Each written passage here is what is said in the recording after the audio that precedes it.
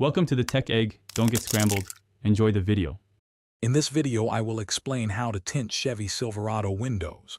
First, gather all your necessary tools, including a spray bottle filled with a soap and water solution, a sharp utility knife, and a good squeegee.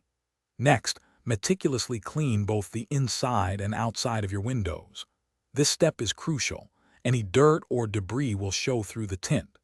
Ensure the glass is spotless and free of any old adhesive for the best results. Now let's move on to cutting and initial placement. Measure each window accurately, adding about 2 to 3 inches to all sides for trimming. Carefully cut your tint film using a sharp utility knife, ensuring clean edges. Next, generously spray the outside of the window with your soap and water solution.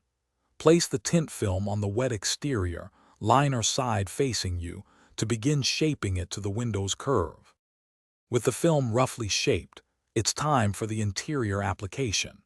If needed, use a heat gun to shrink the film to the window's exact curvature.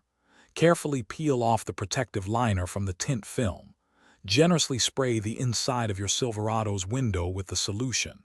Then, gently place the tint film onto the wet interior glass.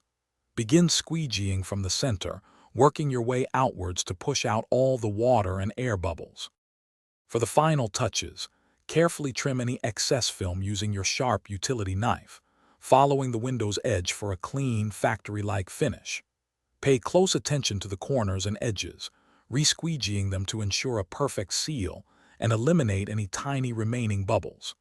Finally, allow the newly tinted windows to cure for at least 3 to 5 days. During this time, avoid rolling down your windows to ensure proper adhesion and a long-lasting tint. Thanks for watching. Consider subscribing if I helped unscramble your problems.